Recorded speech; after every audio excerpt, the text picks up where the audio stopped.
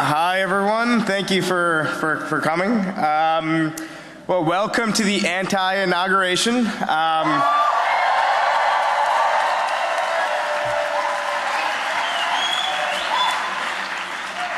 My name is Bhaskar Sankara. I'm the founding editor and publisher of Jacobin, and we're here with our co-sponsors at Haymarket Books and Verso Books. And we're thrilled to present an incredible lineup tonight. This is our A-list. This is like the first few people we asked all said yes. So, and I would tell you otherwise, and it'd be kind of embarrassing, but you know. I want to get to our speakers as quickly as possible, but just a few bits of housekeeping first. Please turn off your NSA listening device. If Steve Bannon and Donald Trump want to hear what we're saying, they'll have to watch the live stream on, if you want to tell your friends, facebook.com/JacobinMag, like the rest of us. And we're here at the historic Lincoln Theater, and we couldn't be more grateful. They've allowed us to host this event here. And thanks in particular to Rosanna and to a lot of the other staff who have been working very hard to put on this event.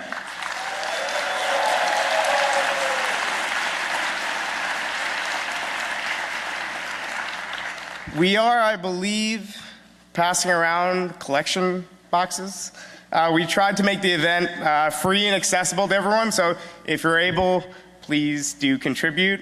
Our speakers have also graciously agreed to remain after the event to sign copies of their books, which could be purchased at the tables in the front. It's been a long day for everyone, so the speakers can't stay for long, so just around 20 minutes or so after the event. So please understand if they can't get to all of them. Obviously today is not a very happy day. It's the start of the Trump administration, which I'm sorry to break it to you if you don't. But I think one of the reasons why we're here is because Trump doesn't actually have a mandate. He was the third choice of voters, and most of them weren't happy with any of the options that were really on offer to them. So I think we're here to really try to build an alternative. And tonight is it's about that. And the 250,000 people plus maybe who will be marching tomorrow is about that too. So we need more than ever, I think.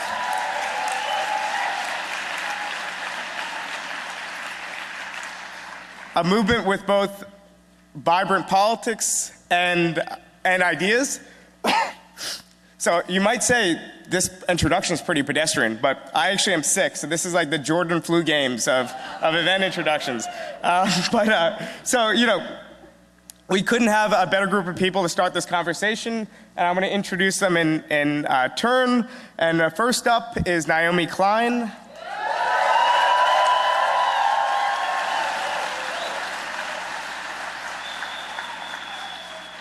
And Naomi is an award-winning journalist, a syndicated columnist, and the author of international bestsellers like No Logo, The Shock Doctrine, and most recently, This Changes Everything, Capitalism versus the Climate.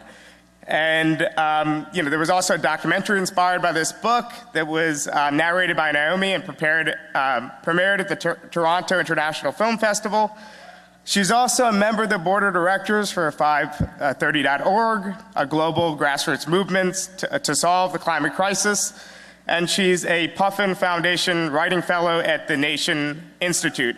She is also, as if that wasn't enough, also one of the forces behind Canada's LEAP Manifesto, a blueprint for rapid and justice-based transition off fossil fuels. And this is a real honor because part of my early formative politicization involved, among other things, searching around my library, my public library, which, you know, which once existed throughout the nation, reading No Logo and others of Naomi's work. So this is a real honor, and Naomi will join us now.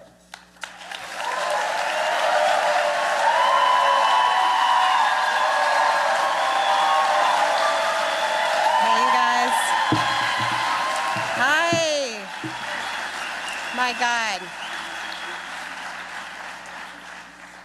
Thank you, Bhaskar. Thank you for that introduction. It's so great to be here. You know, one of my missions is to try to get the left more engaged with climate. And I have, yes, it is an existential crisis. And it puts us on a firm and unyielding science-based deadline and says that we must change this system that is failing us on so many levels. So it's not 530.org, it's 350.org. And a shout out to all my friends in the climate movement out there. Incredible work today in the climate block and so many of the blocks, shutting down checkpoints. Black Lives Matter, locking down. What a day. Yeah. So we don't come together just feeling defeated, right? This was a powerful day, and we're going to build on that. I would love to be able to see some of your faces. So if anybody can hear me, just like bring up the house lights like a tiny bit here. It would be good to see each other. So, okay, let's pause to recognize what happened just now. Okay, so the people who already possess an absolutely obscene share of the planet's wealth and whose share grows greater year after year, latest count, 8 guys worth half the world, are determined to grab still more. The key figures populating Trump's cabinet are not only the ultra-rich, we know that, and frankly, that's not such a big change, but they appear to have been selected on the basis of having made their money knowingly causing maximum harm to the most vulnerable people on the planet. That appears to be like a job requirement for entering. So these aren't just like uber capitalists, these are like the really, really junky junk capitalists, okay? There's junk banker Steve Mnuchin, Trump's pick for Treasury Secretary, whose lawless foreclosure machine, as it's called, kicked tens of thousands of people out of their homes. Many of them people of color, the most vulnerable people in the United States. And from junk mortgages to junk food, there's Trump's pick for Labor Secretary, Andrew Husder. So as CEO of his fast food empire, it wasn't enough to pay workers an abusive, non-livable wage. He also stands accused, his company stands accused in several lawsuits of stealing workers' labor by failing to pay them even those unacceptable wages for the work they did, for the overtime they worked. So moving from junk food to junk science, there's Trump's pick for Secretary of State, Rex Tillerson. So Exxon, the company he worked for his entire life, his entire adult life, bankrolled and amplified garbage science and lobbied fiercely against meaningful international climate action behind the scenes. And in no small part, because of these efforts, the world lost decades when we should have been kicking our fossil fuel habit, made the climate crisis much, much worse. And because of that, countless people on this planet are already losing their homes to storms and rising seas, already losing their lives in heat waves and droughts, and countless millions will ultimately see their homelands and countries disappear beneath the waves because of the climate change we've locked in. And as usual, the people impacted worst and first are the poorest, overwhelmingly Black and brown people around the world who did the least to create this crisis. Stolen homes, stolen wages, stolen cultures, stolen countries, all immoral, all extremely profitable.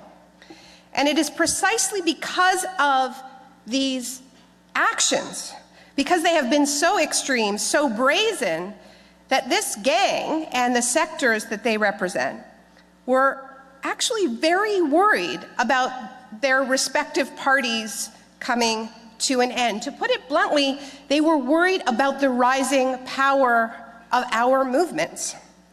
And this is worth thinking about on a day like today, that bankers like Steve Mnuchin remember the 2008 financial collapse and the open talk of nationalizing the banks.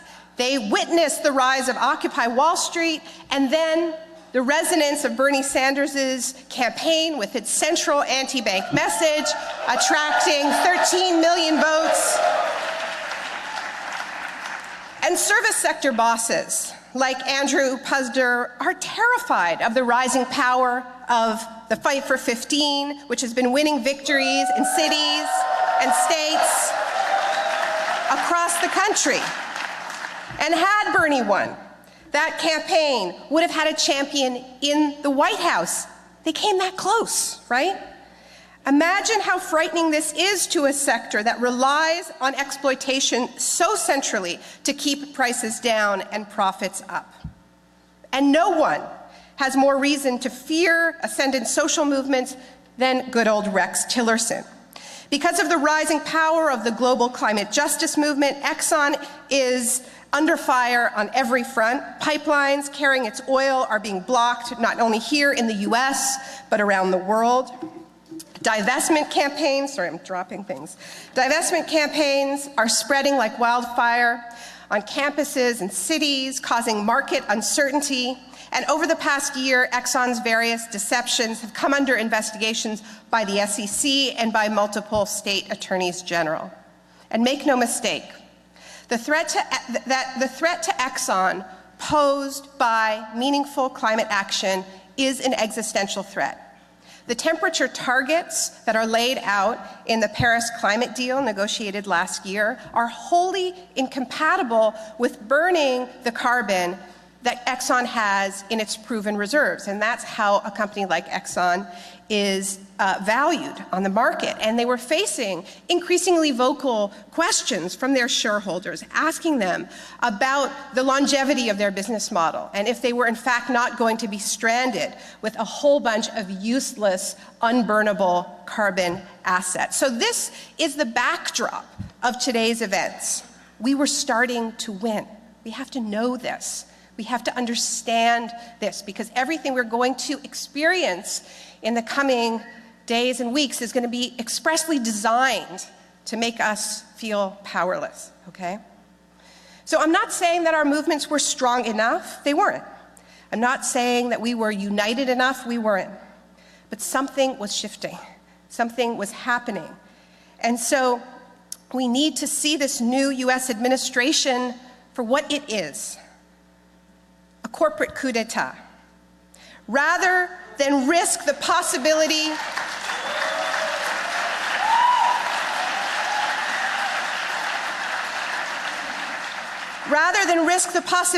of further progress, this gang of fossil fuel mouthpieces and bankers have come together to take over the government to protect their ill-gotten wealth.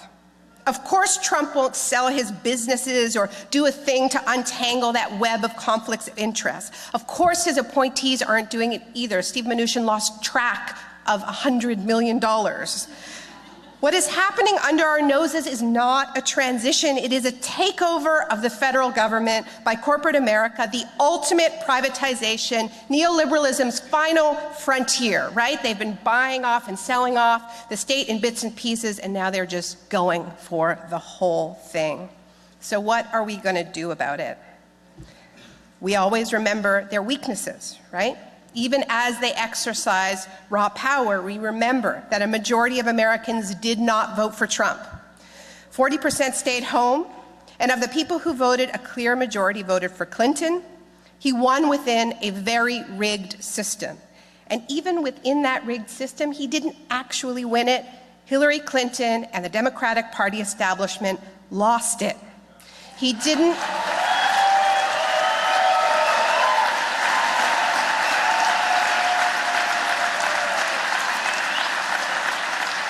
And this is just numbers, right? This is just numbers. He did not have those overwhelming numbers.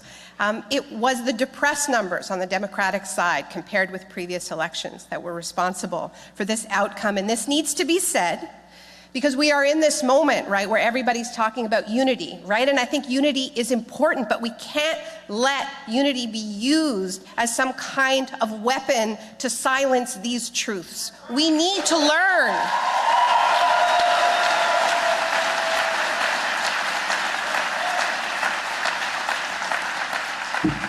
The Democrats didn't think campaigning on tangible improvements in people's lives was important. They had virtually nothing to offer to people whose lives had been decimated by neoliberal attacks. They thought they could run on fear alone of Trump, and it didn't work, okay? So before I get into what we're gonna do about it, I want to talk a little bit about shock. As you know, it's a preoccupation of mine. And I think a lot of people describe how they've been feeling since the election as being in a state of shock, right? And it's important to understand what that means, right? Shock is, it's not about something bad happening, it's about something bad happening that we don't yet have a narrative to explain, right? The shock is the disorientation. And so this didn't fit the narrative of what a lot of people thought was going to happen, and so there's that destabilization that happens that makes us vulnerable to somebody coming in and going, well, this is why, and this is the story, right? But the scary thing is, right, that we haven't seen anything yet of the shocks these guys are capable of. I think just from what we've seen today, with the speed with which they've acted, taking down the civil rights page and replacing it with a page about defending the police, right? Which is clearly an attack on Black Lives Matter, taking down the climate change page and all the references to climate change and putting up a page about how they're going to be drilling, everywhere for more oil. And then, we're hearing about the prospect of this shock and awe budget, right? Which some people are calling a skinny budget, which is like an alt-right rebranding thing. It is not a skinny budget. It is a savage budget. It is about cutting $10 trillion over 10 years. And the strategy of this kind of attack, right, of coming at everybody all at once, is to continue this feeling of destabilization, right? That you're not supposed to ever find your footing, okay? That's why these spaces are really important. That's why finding each other is really important. Talking about what you're reading, sharing ideas, developing a narrative together, that is the way we resist shock. It's something to remember, and I just remembered it today, is that when I wrote the shock doctrine, the sort of prototypical example of this strategy of exploiting crisis really is Hurricane Katrina, and how that shock of that extreme weather event combined with the effects of neoliberalism, combined with institutionalized racism, was expertly exploited by the Republicans to wage war on the public sphere, to wage war on Black people in New Orleans, and also to open the door to more oil drilling. And the architect of that was Mike Pence. He was chairman of the Republican Study Committee at the time and hosted a meeting in this city at the offices of the Heritage Foundation. And they came up with a list of 35, they called them free market solutions to Hurricane Katrina. And you can go down that list and put a check mark next to almost every single one. So we need to know who we're dealing with. We need to know that they're going to be causing more shocks because they're deregulating the markets, and that's the effect of it. They're going to make all kinds of enemies, and there's certainly going to be blowback from that. And of course, the climate change that they're denying is going to keep coming. But they're not going to learn from that. They're going to exploit it. So we need to have our own strategies. I think they don't understand that we're on to them. And that by coming after us all at once, they're actually not going to divide us and have us scrambling. They're going to unite us. They're going to build. Yeah. We need to have each other's backs. We need to resist as never before. There was one line in Trump's speech, actually, there's that dog's breakfast of a speech today that I actually liked. Now arrives the hour of action, I believe he said. I think we can appropriate that one. But it is not enough to simply say no to these attacks, right? It's not enough because we know that where we are now before the attacks come is entirely unacceptable. The levels of inequality, the levels of racism, and the climate chaos that we've unleashed. We need radical system change, right? And so as we say no, we also have to be proposing. We also have to say yes.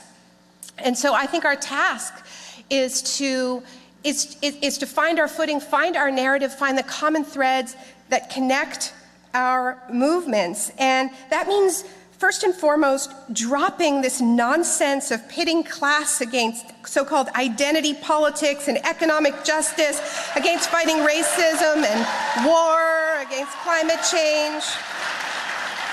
We need, this my issue trumps your issue helps one thing, and that is Trump, okay? We need to understand how all of our issues are interconnected and how our fates are intertwined, because they are. Nothing has done more to liberate our elites, to build their corporate dystopia, than the persistent and systemic pitting of working class whites against blacks and immigrants, men against women.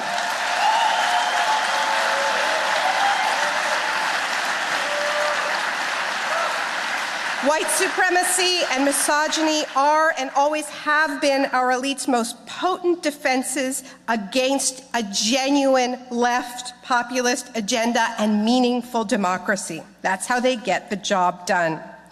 So we need this agenda, and we need solutions that also show that it is possible to radically cut our emissions while fighting economic inequality and bringing resources to communities of color that have been on the front lines of extraction and pollution and police violence. We can design policies like that, and we can fight for them. And that's what we tried to do in Canada with Elite Manifesto, and built a coalition of 220 organizations, bringing trade unions together with the climate movement, with Black Lives Matter Toronto. And it's hard work, but it's the only work that matters right now, is coming together.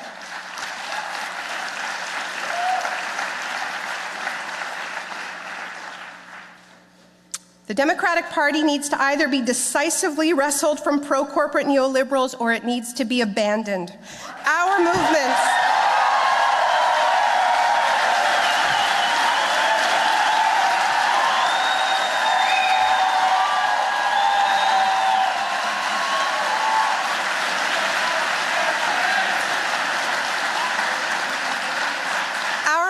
parliaments are rich with leaders and rich with ideas, so let's get out of shock right away and build the kind of radical movement that has a genuine answer to the hate and fear represented by the Trumps of this world. Let's set aside whatever is keeping us apart, be it our egos, our brands, whatever it is, and let's get started right now. Thank you.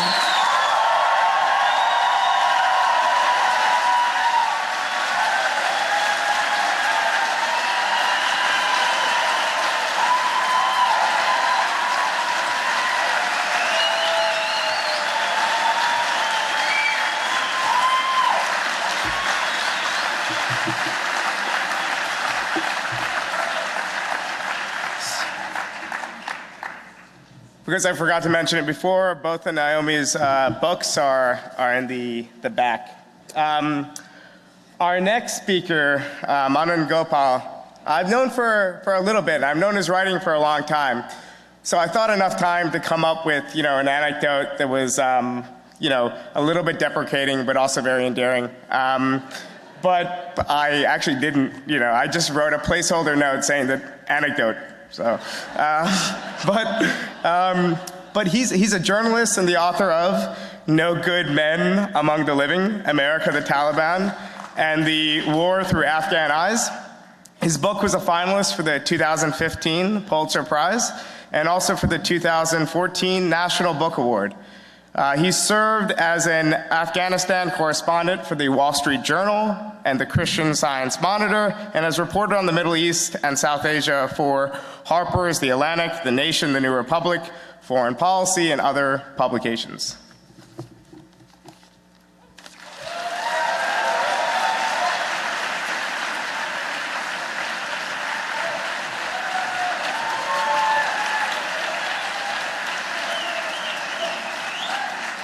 Thank you. It's great to be here. As Bhaskar mentioned, I cover foreign policy, which if you do that under or in a world in which Donald Trump exists, it means that every day brings new absurdities. There's Russian hacking, of course. There's his Twitter account.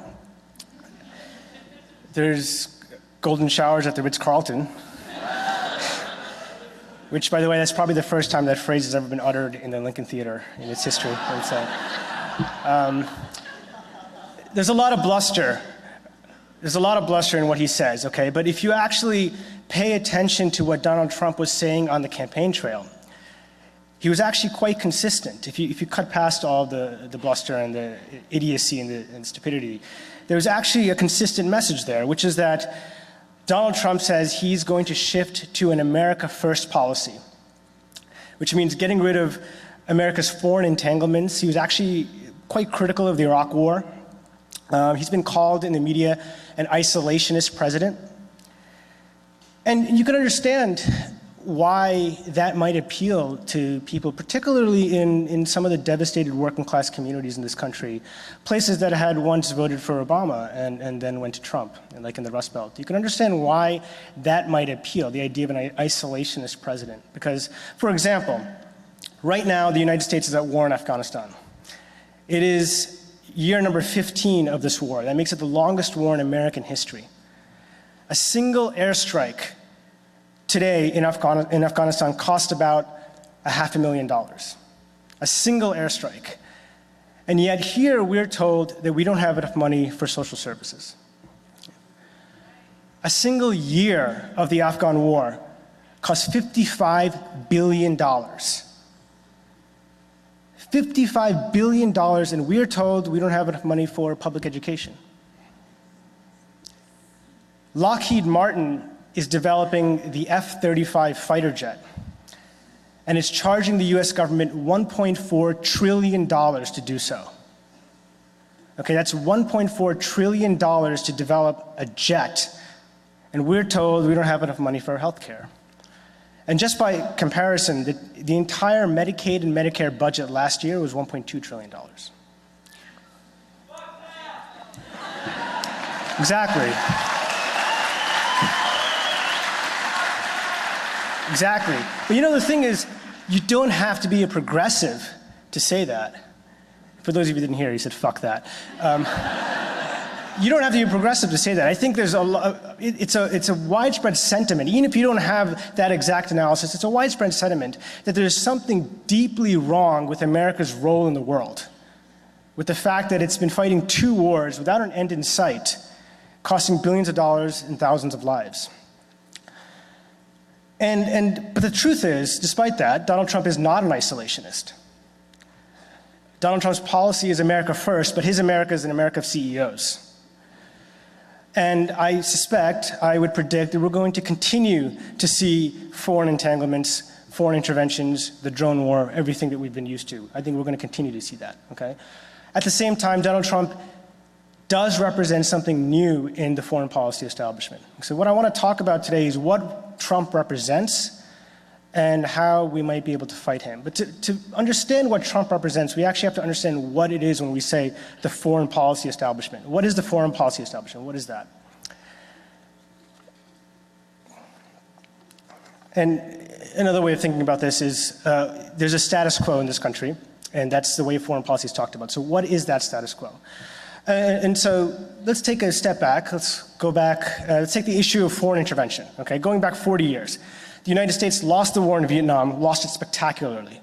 And after it lost the war, the ability of the US to intervene in other countries, to overthrow sovereign states, was greatly constrained because of the way it lost the war. So the next 2 presidents, that's Carter and Reagan, they actually shifted away from open interventions towards indirect interventions, towards proxy wars.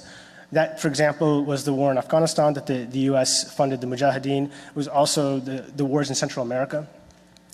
In the 1990s, George Bush and especially Bill Clinton tried to rehabilitate the idea of foreign intervention, of being able to go and intervene in countries and change the leaderships. It was done under the guise of humanitarian intervention.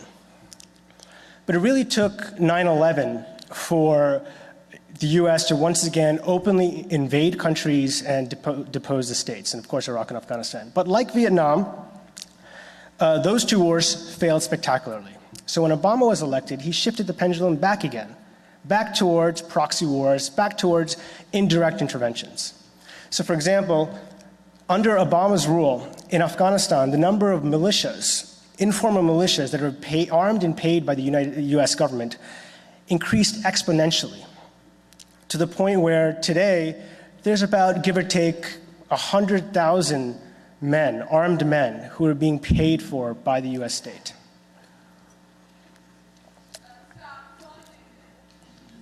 Well, yes, we need to stop funding it, but the problem is that there's been a consensus on both sides of the aisle, from Democrats and Republicans. There's been a fundamental consensus, in fact, over the last 40 years, of the basic features of American power. That is, that the United States has a right to intervene where it wants, when it wants, even if that means militarily, even if that means overthrowing sovereign states. This has been a consensus, and when I say the foreign policy establishment, I mean that consensus. That is a consensus that has not been challenged by anybody in the 2 major parties. And what does that consensus look like? Well, if you look around the globe, there are 800 military bases, US bases, in 70 countries. The US has the largest nuclear stockpile that's ever been assembled. The US defense budget is greater than the next 8 countries combined. And if we're going to be honest and describe what that is, that's an empire. That's an empire that's probably the greatest empire that this planet has ever seen. And there's a remarkable consensus over the facts of that empire. And one of the things that drives this empire is to have spheres of influence. These days, especially after the end of the Cold War, the main reason for spheres of influence is for deregulation, for privatization, for the control of markets, to integrate areas into the American order. And I just want to read a quick quote from Jimmy Carter. This inaugurated what's now called the Carter Doctrine. This was something he said in 1979 after the Soviets invaded Afghanistan. He said, "The region which is now threatened by Soviet troops in Afghanistan is of great strategic importance. It contains more than 2/3 of the world's exportable oil. Any attempt by an outside force to gain control of the Persian Gulf region will be regarded as an assault on the vital interests of the United States of America. And such an assault will be repelled by any means necessary, including military force." So the US decreed the Persian Gulf region as its sphere of influence, and any assault on that region would be met with force. The US is not the only country that has a sphere of influence that is building bases, et cetera. There are other countries that do this, Russia, China, et cetera. And there's competition between these major forces. And that competition is what drives American empire. It is what drives the building of all these bases, okay? So everything I've just described, that is the status quo foreign policy that both parties have agreed upon for the last 40 years. Donald Trump represents, to a degree, a departure from that. And the reason is because Donald Trump represents, to an unprecedented degree, the corruption of the American state. And this is what Naomi meant when we talked about a corporate coup, okay? These are businessmen who are using the state as a vehicle to further their personal business interests. Rex Tillerson, can I get a boo here? Thank you. Rex Tillerson, CEO of ExxonMobil, has been accused of having ties with Russia. Of course he has ties with Russia because he was a CEO of ExxonMobil. Now he's a Secretary of State at the head of a state that is the enemy of Russia. And these are some of the contradictions we see. But it's only by understanding the fact that the American state has become so corrupted that there's a clique of businessmen that have taken it and are using it for their immediate business interest instead of for the long-term geostrategic imperial interests of the American empire, that we can understand how it is that a state can oppose Russia, but the head of state can be friendly with Russia. Okay? The point, though, of all this, is to say that we are faced with two options, two choices. We are faced, on the one hand, with the foreign policy status quo, which is, in other words, empire as usual. And we're faced, on the other hand, with the crony capitalism of Donald Trump. And we need to resist both. We need to resist both empire and the crony capitalism.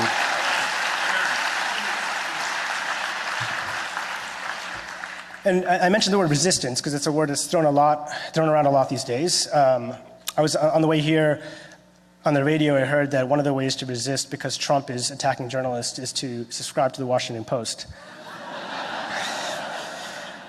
And so that's not resistance. So, you know, and what does resistance look like? You know, part of it is something that we have to actually discover. There's new strategies that we have to figure out. But we should also not forget the lessons of people who resisted before us, who resisted successfully before us, okay? And when it comes to resisting militarism and empire, if you look at all the successful movements, they've all had three features in common. The first is that they were independent. The second is they're based on solidarity. And the third is they're based on popular struggles, grassroots struggles from below. Okay, so I'll describe very briefly what I mean by each of those three.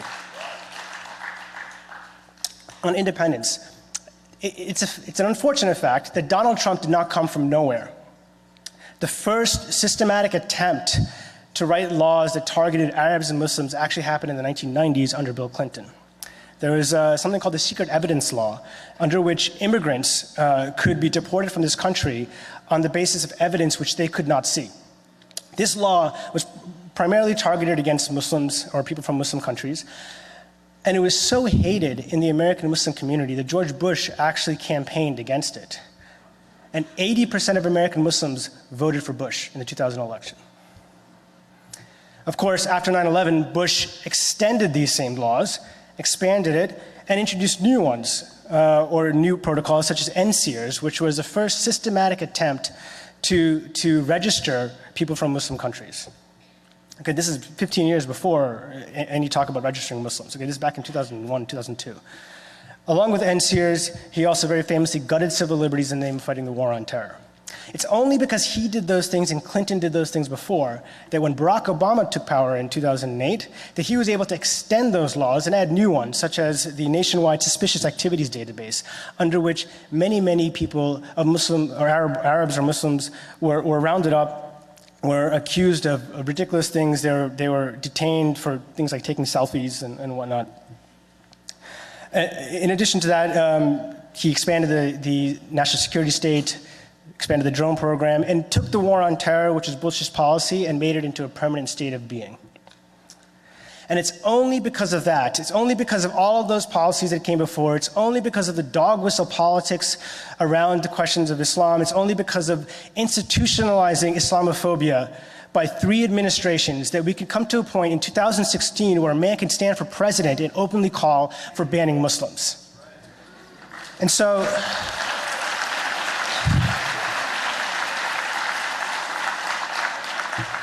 we need to resist Trump, but we also need to resist a system that makes a Donald Trump possible.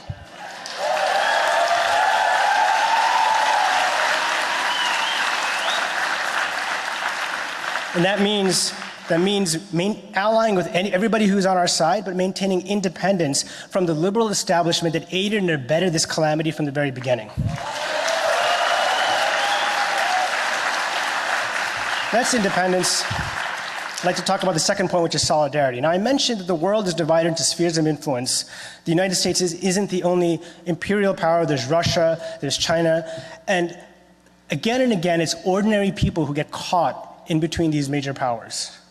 And that means that for solidarity, we should always have solidarity with people and never with states.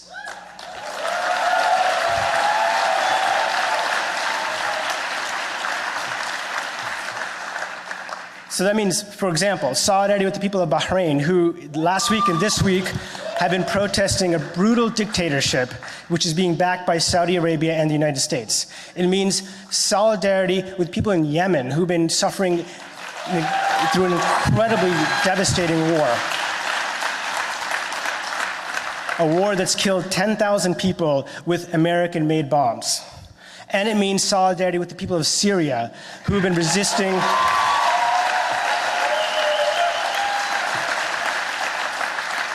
people in Syria who've been resisting a genocidal dictator who is backed by Russian imperialism.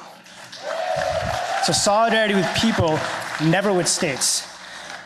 And finally, I'm just going to end with the form that resistance should take.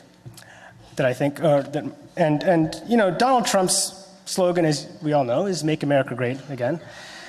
And I'm sure Keeanga will probably talk about how, for most people, most of the time, America was never really that great. Right? But look, it is undeniable that life in America was actually better in many respects, in many fundamental respects, a generation or two ago than it was today. Okay? Especially for some basic freedoms and civil liberties that have been steadily eroding over the last 3 or 4 decades. So I just want to take a moment to acknowledge and to thank those brave men and women who fought for our freedoms. These are freedoms that we tend to take for granted, but as the saying goes, freedom is not free.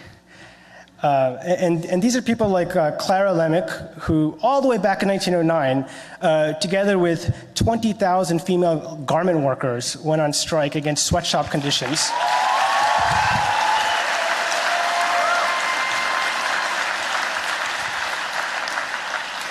And launched a movement that eventually led to the end of sweatshop labor, so that people, generations after her, can enjoy the basic freedom of having humane work conditions. Or people like the activists in the Montgomery bus boycott, not just Rosa Parks, but all of the activists. A lot of people don't know that the bus boycott actually lasted for 381 days. Okay, 381 days just so black people could have the basic freedom of sitting where they chose on a bus.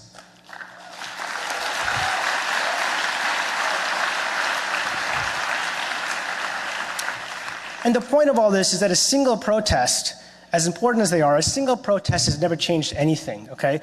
But the social movements that link protest, that is the lifeblood of resistance. Okay.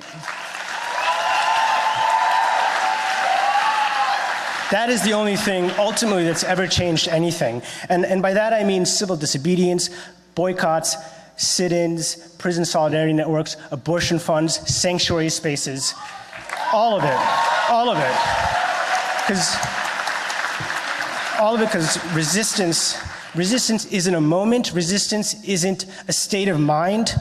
Resistance is a tapestry which is collective and enduring. It's so enduring that the status quo cannot sleep at night. At the height of the Vietnam War, when LBJ was campaigning, every place that he went, every public appearance he made, there were protests and sit-ins, to the point where he couldn't make public appearances anymore. And it was in the context of a public opinion quickly turning against him, and he decided not to run for re-election. That is what resistance looks like, and that is what we need. Thank you.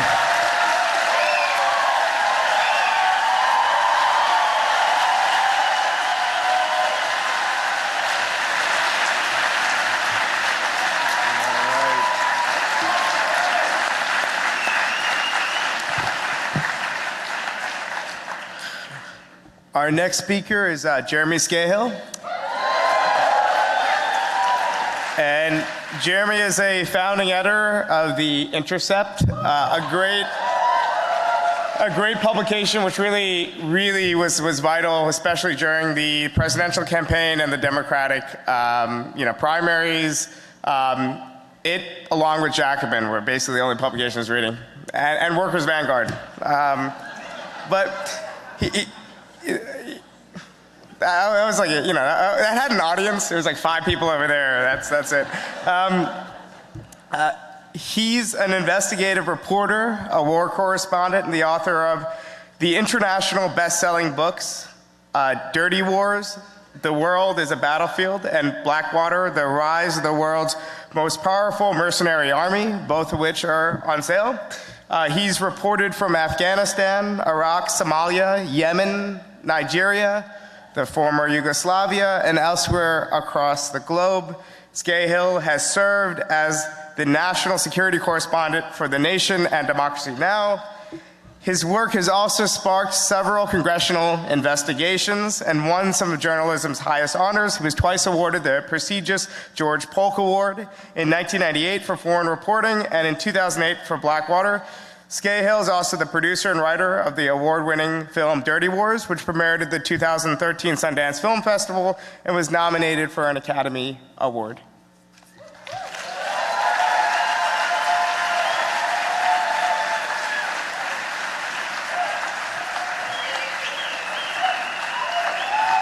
Thank you. I brought a rubber bullet that I picked up after getting shot at today. I feel like I'm going through my second early 20s. Like I was in Seattle in '99, and then I'm out there with, it's been a while since I've been there. And now that I'm getting old, I'm wearing contacts, and tear gas and contacts don't match. So I'm, my apologies. I have to say, I always feel like a fucking schmuck when I speak at an event with Naomi Klein because she's always so well prepared, and I come in with like something I scribbled on a part of a napkin. Anyway, but how brilliant are the people here tonight and the experience that they bring. And I always think it's hilarious when Anand Gopal speaks and the first thing they say is that he was a reporter for the Wall Street Journal. Sorry, punks, he's on our side now.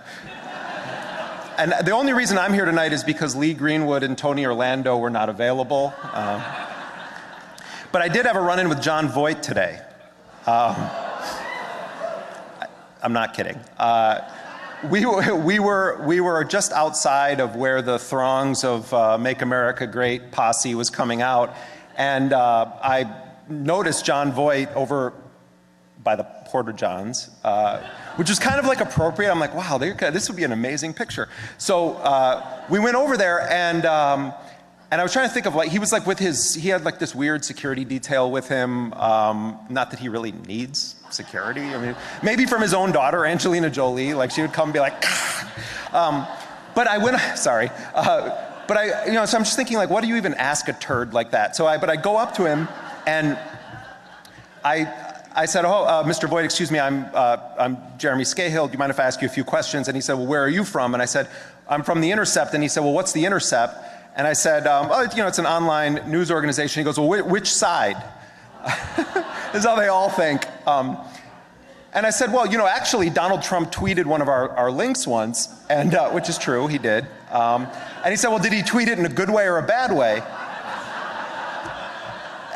And I said, well, I think we were very critical of the Democrats. I think he tweeted in a good way. And John Voight then goes into some weird zone where I thought, like, if I'm like in some weird flashback of Deliverance of his, I'm in big trouble. So, but then he grabs me by the coat and starts like flailing me around. And I'm like, man, I don't know who this is weirder for, you or me.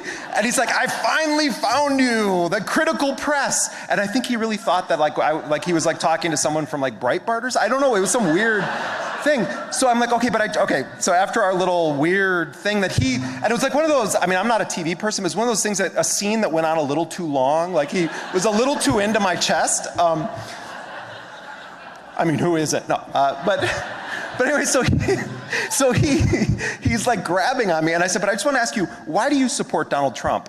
And he says, well, what do you mean? He's our president. And I'm like, well, okay, as of like an hour ago, he's the president, but why do you support Donald Trump? And he says, are you an American?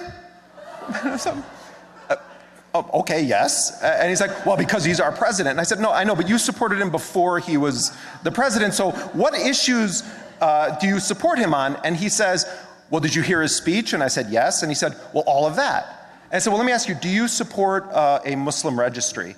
And all of a sudden, the tone of the entire thing changes. And he says, I'm not going to do this. I'm not going to answer questions for your news or organization. And I said, well, we're supposed to have a free press. Meanwhile, his security now, they start to like shove me. And then I said, we're a country founded by immigrants.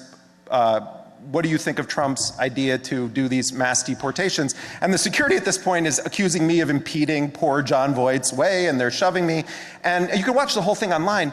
But the point is that he basically said, I don't want to have to answer any questions about why I support this racist, bigot, xenophobe. I just want to be the token celebrity that Donald Trump could somehow scrape up and put out here.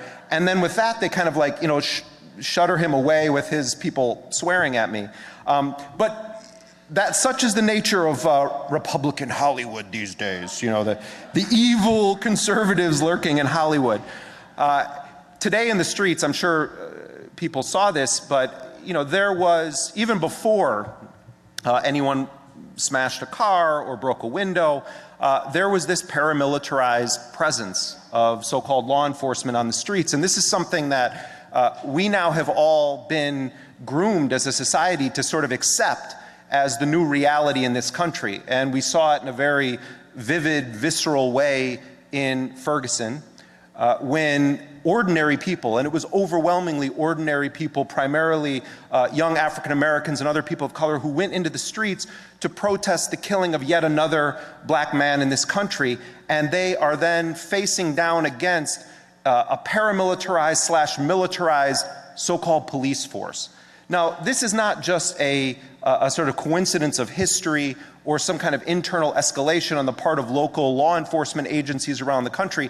There is an actual program through the Department of Defense and the Department of Homeland Security that sells and provides military gear to state, local, and some other federal law enforcement agencies that was used in the wars in Iraq and Afghanistan, or that the military has decided that they don't need anymore because they're getting upgrades. And so they're providing their armored vehicles, their tactical gear to local, state law enforcement agencies, so that even rank and file police officers now look like some swelled up RoboCop version of a SWAT team.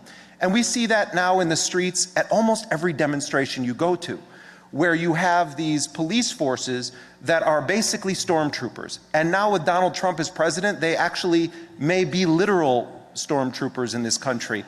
And I don't say that jokingly, because if you look at what Donald Trump did, among his first acts in office was to take down the LGBTQ section of President Obama's website, to take down the climate change part of President Obama's website. And I'm going to have some words for President Obama in a moment, but it gives you a sense of how far removed we are from the values that exist in this room with the man that is running the show now in the United States. He said that he was ready on day 4, that he was going to start on Monday as President of the United States, but now we find out he's going to the CIA tomorrow. And this business about there being a rift between Trump and the CIA, even though Trump compared the CIA to Nazis, there isn't going to be a rift. There is going to be the sameness of violence in the Trump administration as we saw in the Obama administration and the Bush administration before it, but with added, very terrifying, frightening dimensions. I want to back up for one moment and just say this. One of the most shameful legacies that President Obama leaves this country is that he used his legitimacy in the eyes of so many liberals to try to normalize the institution of assassination as a central component of U.S. foreign policy. Now, assassination has been a central component of U.S. foreign policy since the first Native people were massacred in this country. But what President Obama, Mr. Nobel Peace Prize winning constitutional law scholar, has done is to create a large stage of legitimacy for Donald Trump, and I say legitimacy within the two-party system, for Donald Trump to come in and say, I'm allowed to assassinate even American citizens who haven't been charged with a crime, even if they're not posing an imminent threat to the lives of any Americans, and even if they're not on a declared battlefield. That drone warfare should be expanded, not limited. That the president does not have to have any effective judicial or legislative oversight to a secret process of putting people on a kill list and then having it run all the way through his chain of command and then signing death warrants that amount to the President of the United States serving as an emperor, where he is the prosecutor, the judge, the jury, and ultimately the executioner by proxy of drones that will then be used to strike and kill people across the globe. We don't even know how many people they've killed through this assassination program that President Obama has expanded since the era of George W. Bush. I think it's a wonderful thing that Chelsea Manning is going to be a free woman in May.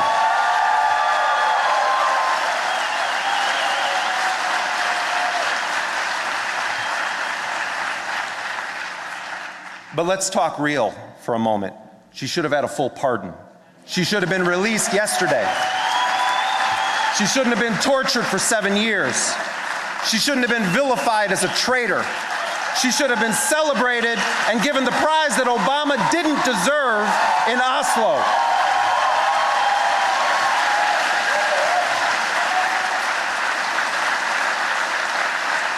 If there is an American who was deserving of the Nobel Peace Prize, it was Chelsea Manning.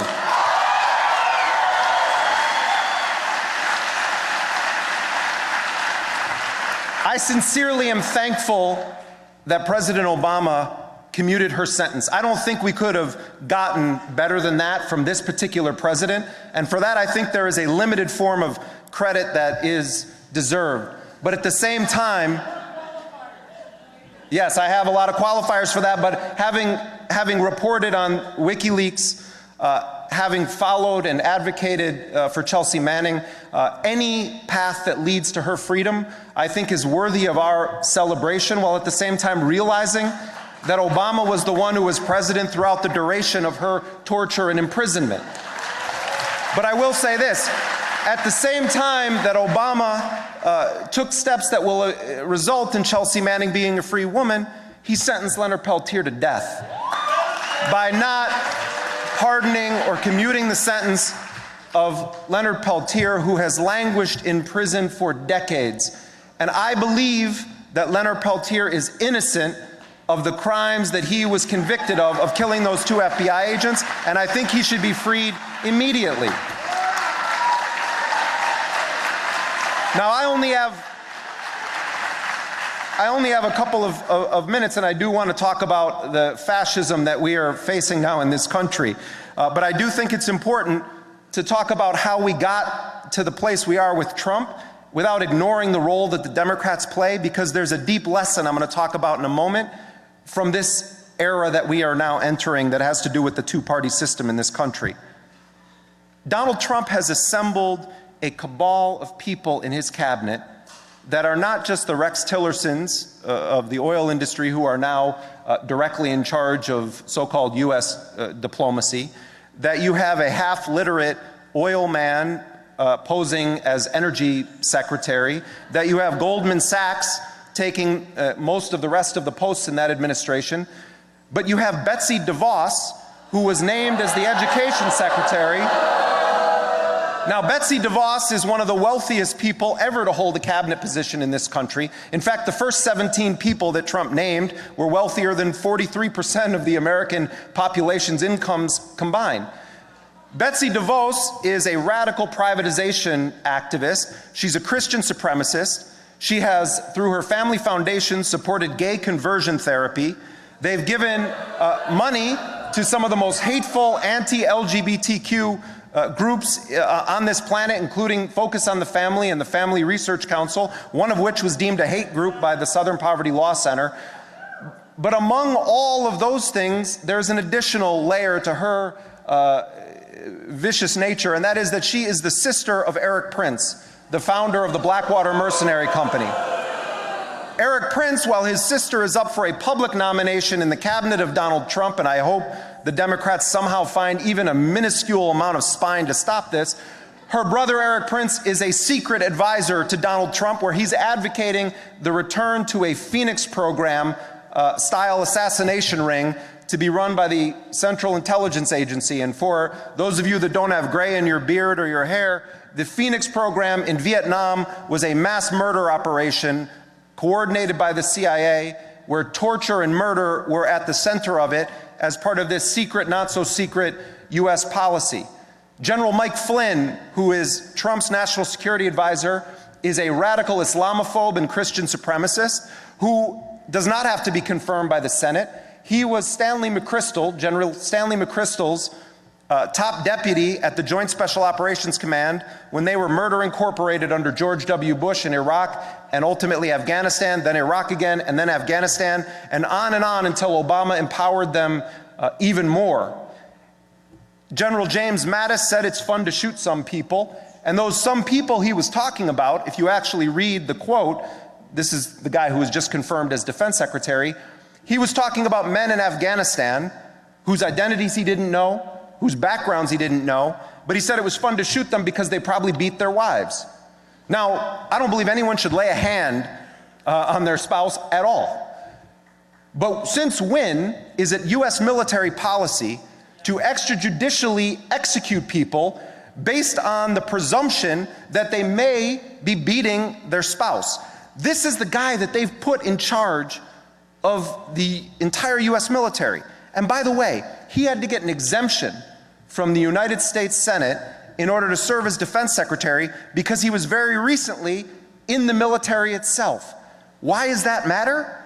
Because the point is that there's supposed to be some civilian control and oversight of military entities. Trump has a whole circle of generals who represent some of the most right-wing, belligerent, hawkish, torture-loving people within the US national security apparatus. The forces that we are up against right now, my friends, are fascists. And we need to be clear in defining that. There's an analysis that I think is central to understand about segments of the population that voted for Donald Trump, including the people that voted twice for Barack Obama and then voted for Donald Trump. But that is an analysis that can inform our organizing going forward, but we are in a red zone right now. We are in an emergency where immigrants are in the crosshairs, where women are in the crosshairs, where gay people are in the crosshairs of an administration that intends to pull the trigger. And anyone who doesn't make it their business every day of their lives to stand on the front lines, holding that line, defending the most vulnerable in our society, should just hold their head in shame, because it's all of our responsibility.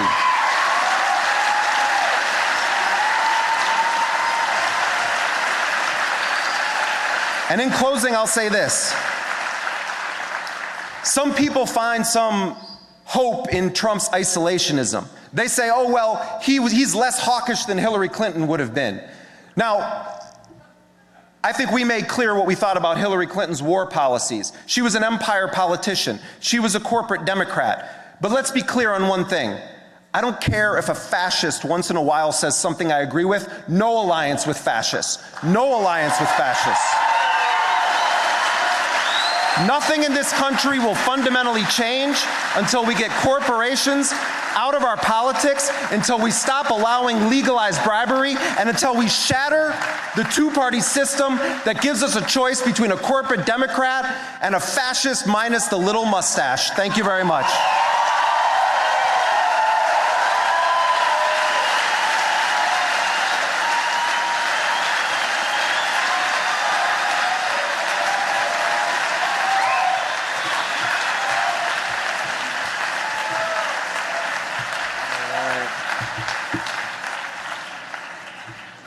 Thank you. I was only gone for a little bit, but our next speaker traveled a long way. Actually, he was already in DC anyway, but we can pretend like he traveled a long way to be with us. Owen Jones.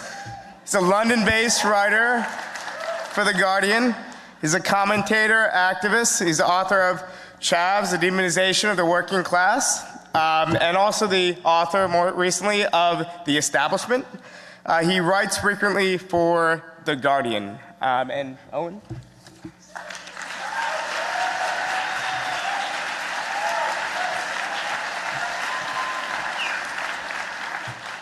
Friends, well, firstly, what an honor to be invited by Jacobin on this day. Blimey, where'd you begin? I don't know about you, I've been aged by the last few months. I look at least 15 years old. Now, bear with me, by the way, with my Northern English accent. I've already been told it sounds ridiculous, so we will get through this. Now, I'm hearing the knowledge that Americans love Brits sticking our noses in their internal political affairs. So I will choose my words carefully. Above all else, I'm here because of one word, and that's solidarity.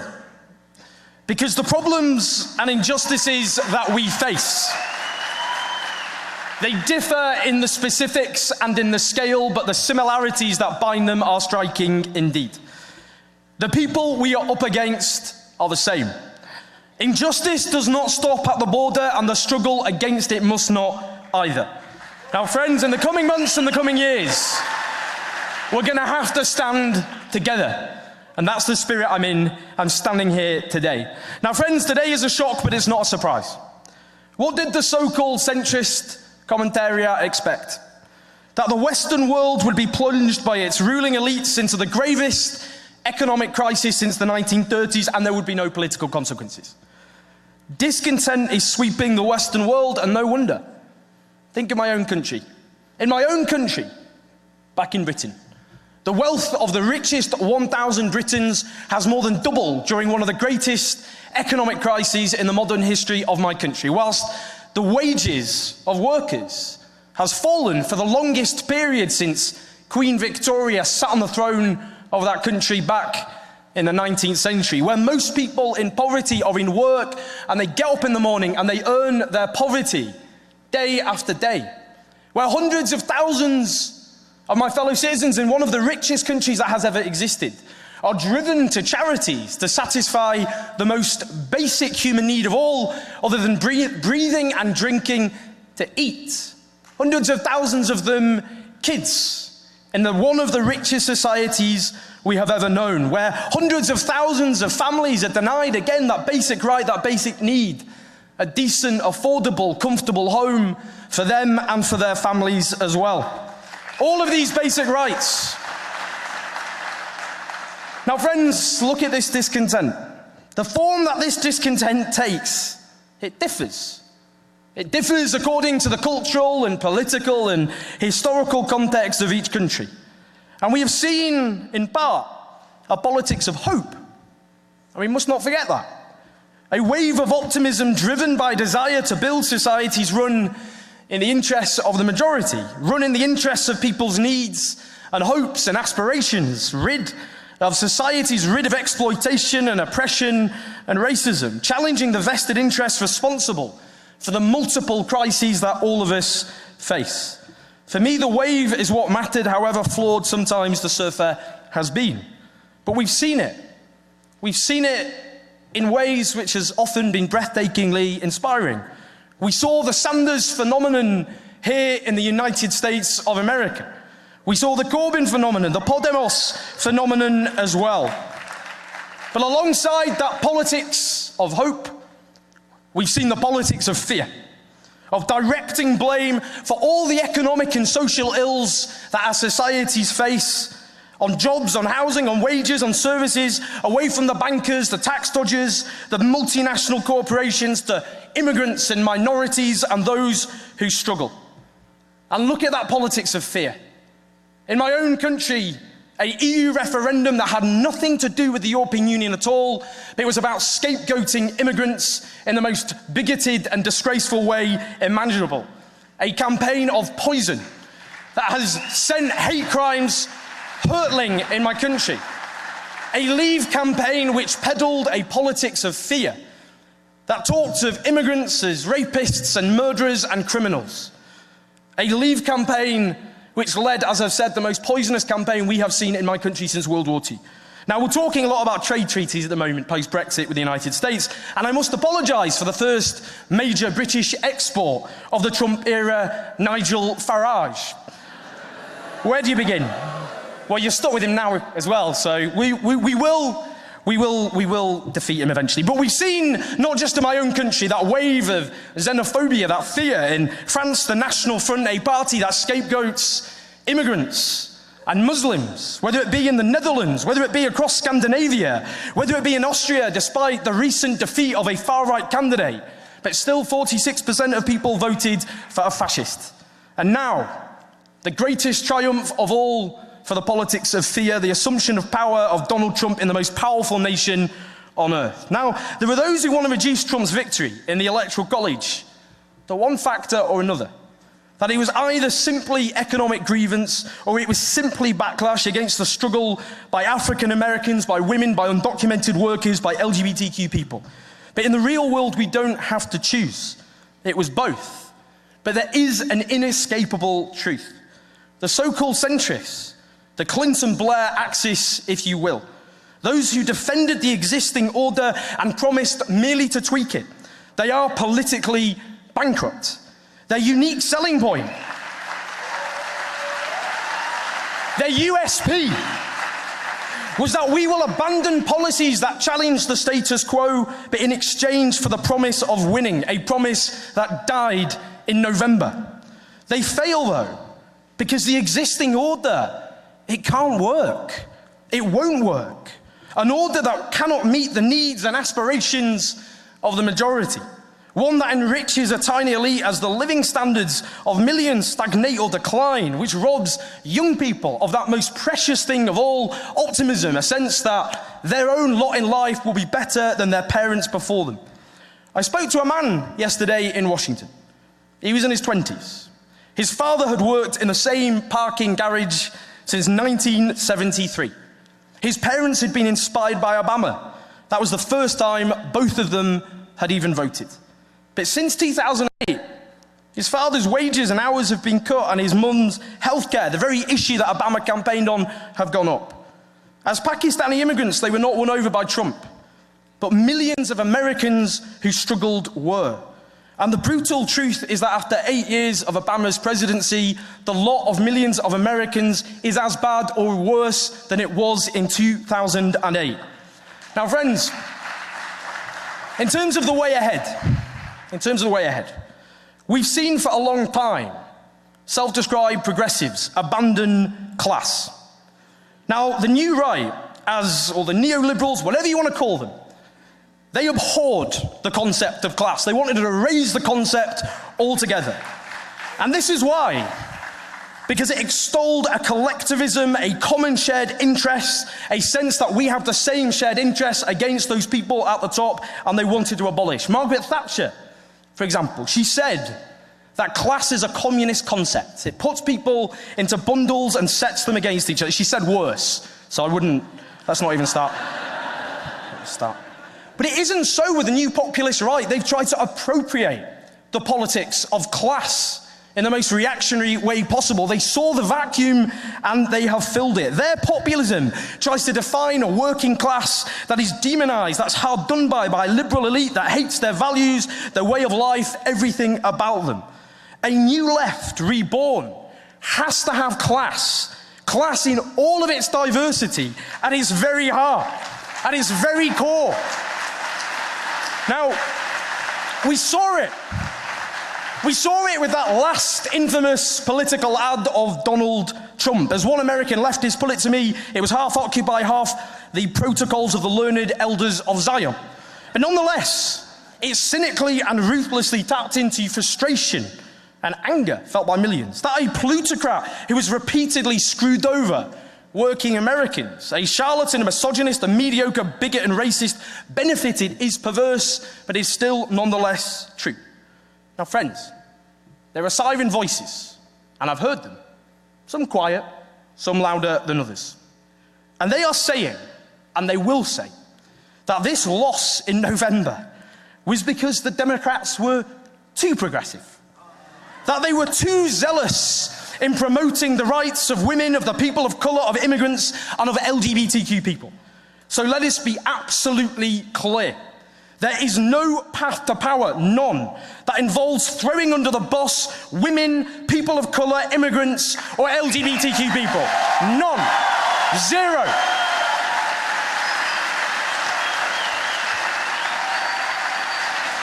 A left that does not champion the interests of every oppressed group, of every exploited and subjugated group, that does not challenge racism and sexism and homophobia and transphobia in all its forms, is no left at all. Whatever you call, whether you call the majority the working class, or more commonly in this country the middle class, whatever you call them, they are the most diverse section of the entire country. They are women and men, they are white and black, they are born here and across the country's borders. They are LGBTQ and they are straight. And they should not be seen as being in competition with each other. This is the wealthiest nation that has ever existed on the face of this planet. It has abundant wealth beyond all of the imaginations of all of us in this room. It has the power to cure this country of its multiple economic and social ills, to build affordable and comfortable housing for every single American, to provide a publicly run healthcare system that works for Americans, not the corporations, to offer a world-class education system that does not saddle the next generation with debt, to create the skilled, decent, properly paid jobs of the future, to abolish the social ills of poverty and insecurity, to ensure no American child lies awake at night with a hungry stomach and no American parent lies awake at night because of their unpaid bills, and to overcome a climate crisis that, as Naomi Klein says, poses an existential threat to all of humanity. The question that we all face is, in whose hands is this wealth? The wealth that is created as a collective effort by all of the American people. In whose hands is that wealth concentrated? Now, friends, the American people, as in Britain, as in Spain, as across Europe and so much of the world, are angry, and they have the right to be. And we have to make it absolutely clear in all of our countries that it wasn't the immigrants from Poland or Lithuania or Mexico or Pakistan who clean the offices, who sweep the streets, who tend to the sick, who educate our children, who plunged this and all of our countries into disaster. It was the banks of Wall Street and the city of London. It wasn't those immigrants. It wasn't those immigrants who avoid tax on an industrial scale. It was the Donald Trump class. It wasn't those immigrants who pay workers poverty wages on which they cannot afford to live. It was the likes of the people who stuffed the new president's cabinet. On all sides of the Atlantic, we need a new progressive populism, one that directs people's anger upwards at those at the top, the people with power who are really responsible for all of the crises that we face, that offers a compelling and coherent vision of how society can be. There will be some now, and there are, as I've said, who advocate lurching onto Trump's agenda, surrendering and capitulating. For all of our sakes, don't let them. This president is not strong. He is weak. He lost the popular vote. He's the least popular president in history. His party is divided. And friends, the future of your own country, but not just your country, of Europe and the world, will depend in part on the decisions made by people in this very room. No pressure. And in doing so, to wrap up, you can draw on the great history that exists in this country of those people who stood up against injustice, who stood up against tyranny. Like the suffragettes, who we now laud as secular saints and make films about, celebrating, but in their time were hated and reviled and dragged from protest by police officers and thrown in cells with tubes forced down their noses. Whether it be those in the civil rights movement who fought the tyranny of racism, whether it be those in the labor movement who fought for the rights of working people, who gave the world the slogan, "Don't mourn, organize," whether it be the LGBTQ movement, the likes of Harvey Milk, who told us, "I know you cannot live on hope alone, but without it, life is not worth living." The anti-war movement that stood and continues to stand against the violence of American foreign policy. All the rights and gains we have, they're never given to us as acts of charity and generosity by the powerful. They are won by the struggle and sacrifice of people from below. The people in this room, your mothers, your fathers, your grandmothers, your grandfathers, your ancestors before them. We stand on the shoulders of giants. Everything we have, we owe to the struggle and determination and resilience of the people who had the courage to stand up to injustice. That is a great tradition, one all of us should be proud of, whatever country in which we live. So in the coming months and the coming years, let's stand together. Let's have the same resilience and courage that our ancestors showed before us. And as we do so, we will not just defeat the likes of the Donald Trumps and the Nigel Farages and the Marine Le Pens and all the other far-right populists, but we will build a new society. A society run in the interests of the majority. A society free of oppression and exploitation and racism. A society that is sustainable. That is our goal. And if we stand together, if we fight together, we will win this battle together. Solidarity.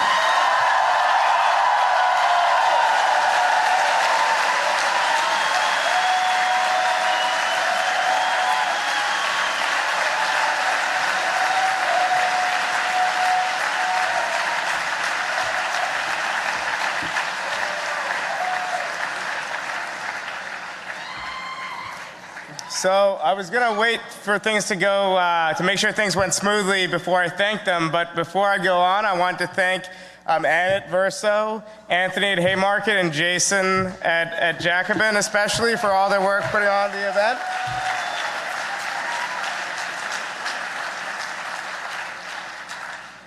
And I want to introduce our next guest, our final speaker, Kianga-Yamaha Taylor.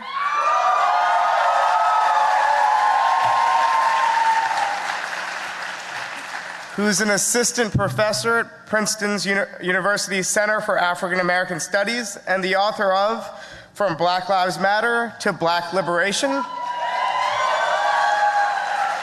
And this book is so good, it's been reprinted a half dozen times already, and it just came out last year. Donald Trump is going to start taking credit for all the printing jobs that it's keeping in the US of A.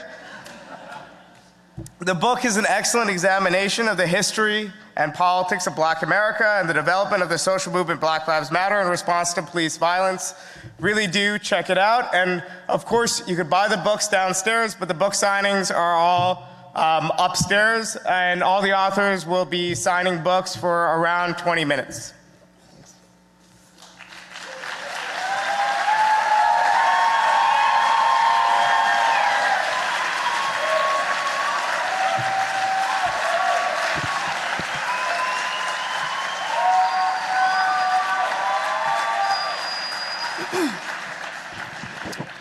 Thank you.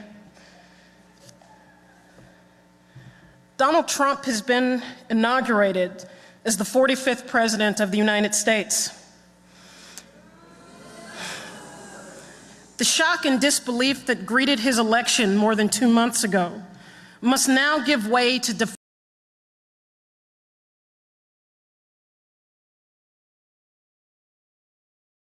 Part of that pivot demands that we understand how we got here in the first place, but more importantly, how we move forward. In fact, understanding what happened in the election is absolutely necessary to understanding what happens next.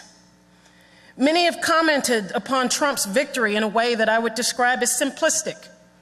The best example of this, I think, is when Van Jones characterized Trump's election as revenge or a white lash against black voters who overwhelmingly voted for Obama in 2008 and 2012.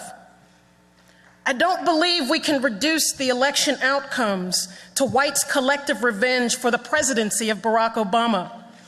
It is an assessment that avoids many inconvenient truths about the Democratic Party while dramatically overstating the depth of support for Trump and his politics across the country.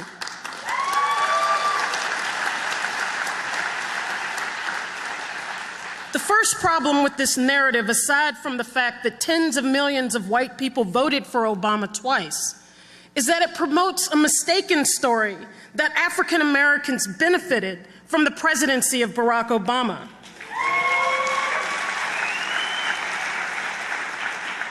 And that those supposed benefits have come at the expense of ordinary white people. The genuine fear and disgust of Trump has contributed to intense revisionism and mythology when it comes to the record of Barack Obama.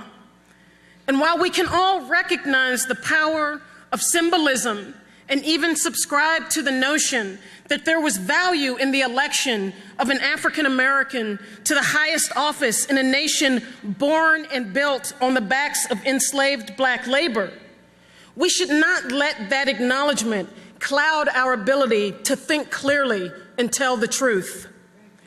Obama's presidency was not a gift to black people. It represented the painful continuity of racism, discrimination, and inequality that has always been at the center of black life in America. 8 years later, black unemployment remains twice the rate of whites. 8 years later, 38% of black children continue to live below the official poverty line. 8 years later, a shocking 55% of black workers, mostly black women, make under $15 an hour. It was precisely the inability of the Obama administration to improve the conditions of ordinary black people's lives that gave rise to the Black Lives Matter movement in the first place.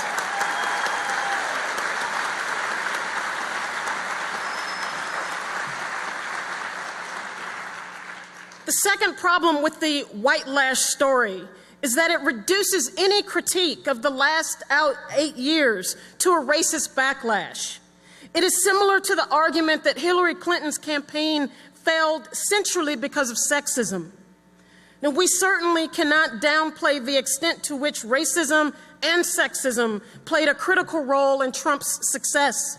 We have seen how Trump's rise has unleashed violent white supremacists and given them the confidence to organize out in the open. There were well over 1,000 cases of hate crimes reported in the month after the presidential election. But if we only understand Trump's success in terms of racial resentment and white lash, then we make wrong assumptions about a generalized right-wing sweep across the United States, with white people universally lining up behind Trump, waiting to receive their marching orders. But that perception clashes violently with markers of public opinion. 58% of Americans think Obamacare should be replaced with federally funded health care for all.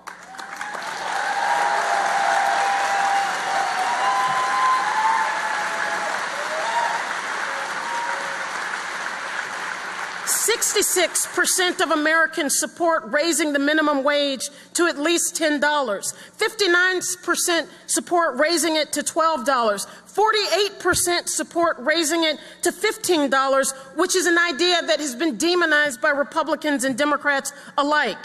61% of Americans say the rich pay too little in taxes, which is up from 52% a year ago. 69% of Americans believe that providing affordable housing is important. 63% of Americans say money and wealth distribution is unfair. 50% of whites say blacks are treated less fairly by police than whites, and 50% of whites think the country still has work to do for blacks to achieve equal rights with whites. This is hardly the portrait of a right-wing America. So how do we square this with the election? We must begin with the fact that tens of millions of Americans did not bother to vote. There are 238 million voters in the United States. And of that number, 60 million of them voted for Trump. And even among that number, 5% of people who voted for him said he was unfit to be president. On its own, yes, that is 60 million people who voted for a vile, racist, and sexual predator. But in the wider context, it means that 1 in 4 eligible voters chose Trump. That is hardly representative of what white people think. And that is the other part of the story, that literally tens of millions of voters decided not to vote at all. The media and other political operatives describe the decision not to vote as apathy. It is an easy description that requires little thought or analysis of the problem within electoral politics that creates so little confidence and so much indifference, even when it appears that so much is at stake. One need look no further than the Democratic Party to fully understand the problem. Since the shock of the election, the Democrats have blamed their losses on Fox News, the FBI, bad messaging, and the Russians. But there is virtually no reckoning with the political shortcomings of the party. There is no reckoning with how the party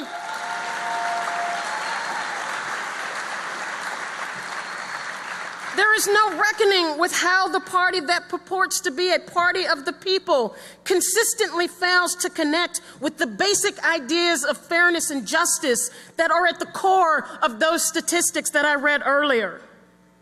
But this lack of connection is not a flaw in messaging.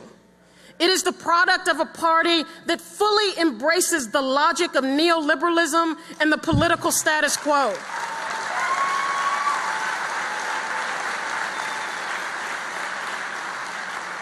This is why Hillary Clinton ran a campaign focused on Trump's abhorrent behavior, as opposed to a positive campaign on what Democrats could do to transform the lives of ordinary people.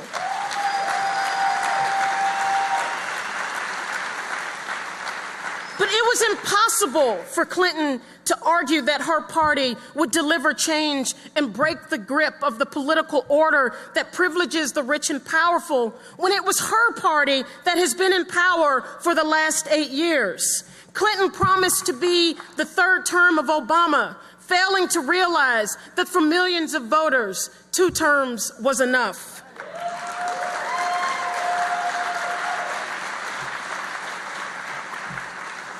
Eight years ago, Obama ran on the promise of hope and change. But with big expectations and big hope come even bigger disappointment when you fail to deliver. It is absolutely true that the Republicans have been obstinate, recalcitrant, and opposed to giving Obama anything. It speaks to the complete dysfunction of our political system. But it is not just the obstinacy of the GOP that has been the problem. It was also the conservative priorities of Obama's political agenda. If you embrace the market, privatization, and the norms of neoliberalism, then there is only so much change that can be expected from your administration.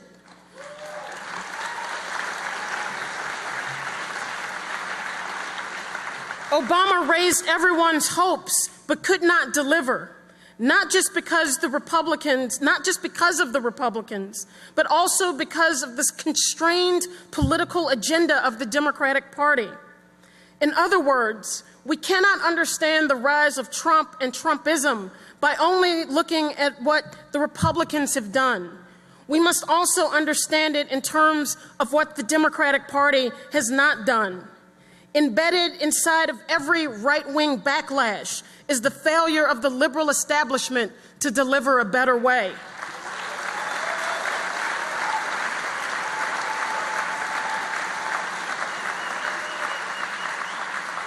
The lesser evil always paves the way for the greater evil. Where Obama used the machinery of deportations to banish 2.5 million people from the United States, it has set the way for Trump to do so in a more emboldened way. Where the Obama administration embraced the values of choice and privatization and gutting public education, Trump will do so in an even more fantastical way that looks to finish the job of killing public education. The political conservatism of the Democrats contributes more generally to liberal paralysis when the right does the same things but on a much larger scale. We have to ask, why is it that the largest action being planned this weekend is organized by women who initially didn't even consider themselves activists or didn't want to call the march a protest, while some of the largest organizations in the country are still walking around shell-shocked and completely unprepared to challenge Trump?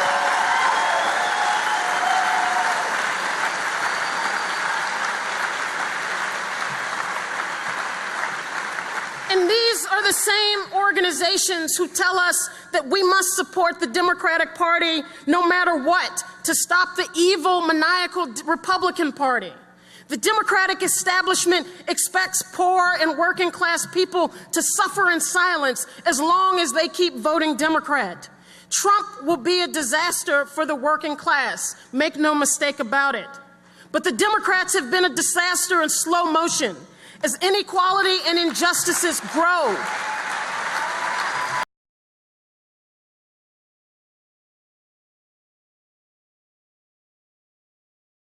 Do nothing but tell us to wait and hope for things to be different. And for those who get tired of being lied to and decide that they don't want to continue to vote for what they don't want, they are vilified. This is the case when liberals blame depressed black voter turnout for the election results. But it is also true when liberals lash out at working class white people for, quote, voting against their interest. As if somehow voting for the neoliberal, albeit civil and well-mannered politics of the Democratic Party are in the interest of the working class.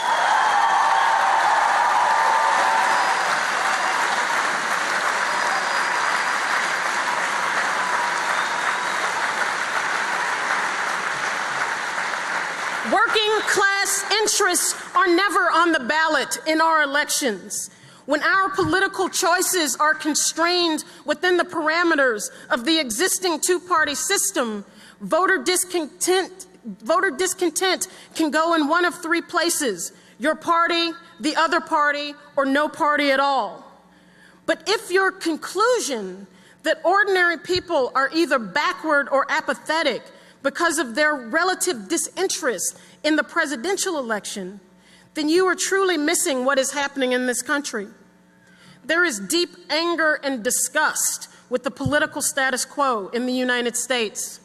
The Occupy movement, Black Lives Matter, the heroic pipeline struggles in North Dakota, and the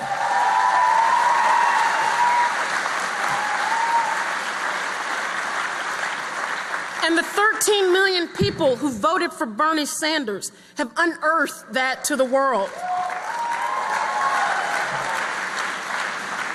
When systemic problems become too large to ignore, when socialists start gaining millions of votes, for example, or when black people riot and rebel in the streets, the news media is forced to provide some explanation. And in doing so, they typically give us fractured glimpses of reality. But rarely do they piece together the entire picture. consider 4 separate news stories from last year. The first is the continuing crisis of the opioid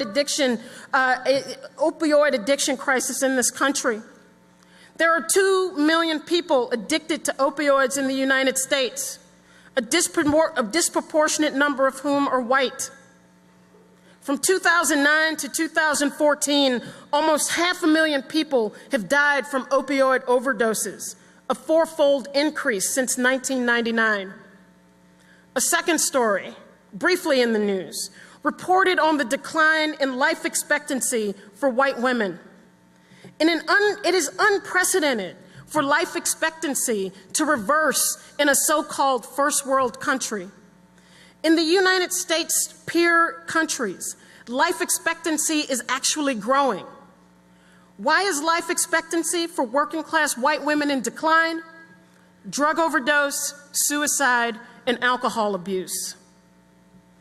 In Chicago, the story has been the rise in shootings and murders in the city's working class black neighborhoods. In 2016, there were 4,379 people shot in Chicago and 797 people killed. The overwhelming majority of both were African American. The news media's nonsensical explanations for the violence include retaliation. But that is only matched by the nonsense offered by elected officials, which includes the absence of role models and poor parenting.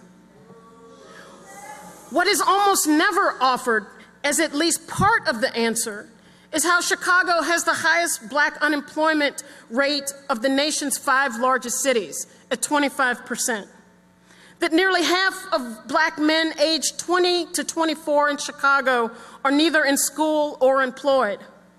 That Chicago has the 3rd highest poverty rate of large cities in the US, and that it is the most segregated city in the country. Finally, there is the story of the so-called shrinking middle class. In the 1970s, 61% of Americans fell into that vague but stable category. Today, that number has fallen to 50%. It is driven by the growing wealth inequality that exists in this country. In the last year alone, the 1% saw their income rise by 7%, and the 0.1% saw their income rise by 9%. In general, the richest 20% of U.S. households own 84% of the wealth in this country, while the bottom 40% own less than 1%.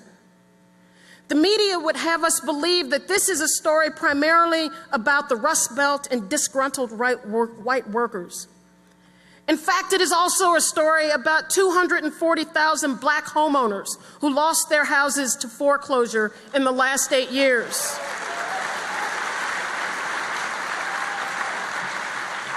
It is also a story about urban school closures and the decimation of employment for black educators. Thousands of black teachers have been fired in the last decade. These 4 prominent stories reported on over the last several years are often told separately, reinforcing the perception that different groups of ordinary people in this country live in their own world and have experiences that are wholly separate from each other. But what would happen if we put these stories together and told them as a single narrative about life in this country? If we told them together, it could allow us to see that the anxieties, stresses, confusions, and frustrations about life in the world today are not owned by one group, but are shared by many. It would not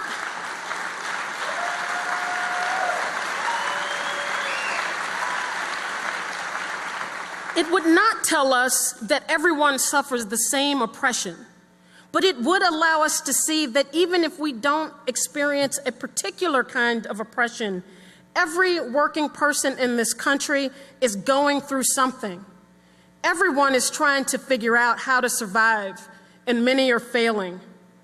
If we put these stories together, we would gain more insight into how ordinary white people have as much stake in the fight for a different kind of society as anyone else.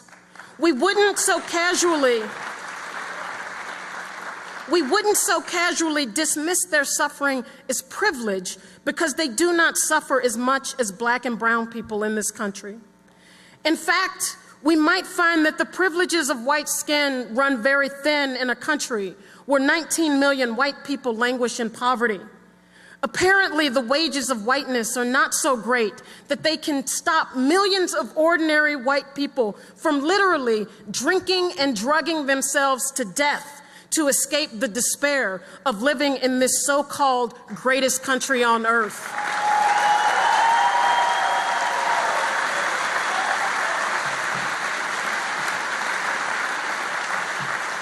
If we put these separate stories into a single story, we could make better sense of why socialism is rising in popularity, why people have taken to the streets over the last 6 years to protest the growing racial and economic inequality. There are 400 billionaires in this country. They are the reason why there are 47 million poor people. You cannot have untold, obscene wealth unless you have untold, obscene poverty. That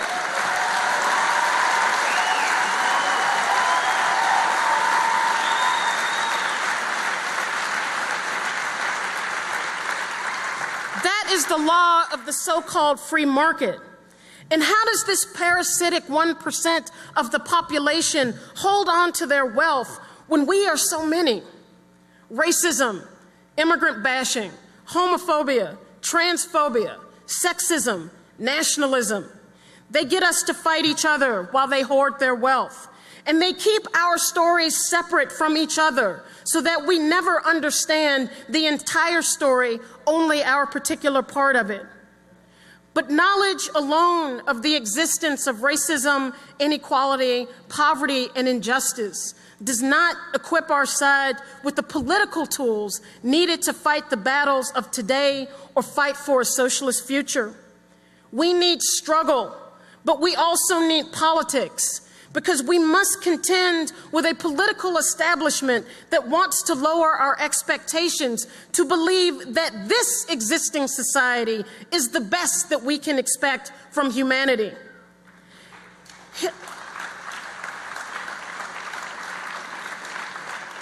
Hillary Clinton ran a campaign of low expectations, a campaign that cynically pivoted around the notion that ordinary people shouldn't ask for too much.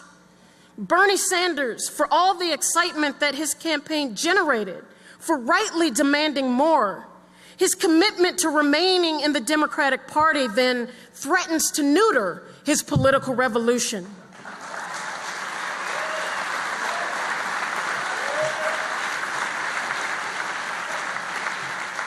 Because expecting the Democratic Party to fight for the democratic redistribution of wealth and resources in this country is like expecting to squeeze orange juice out of an apple.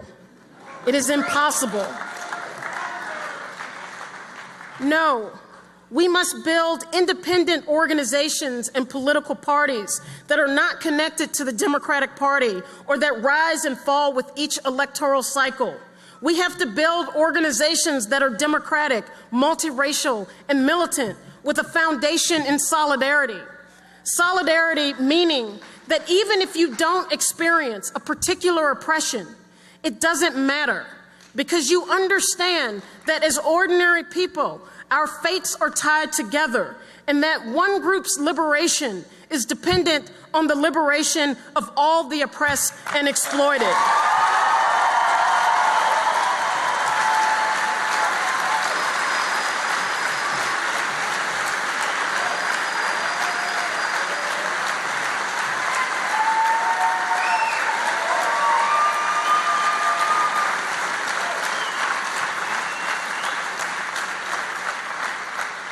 Another world is possible.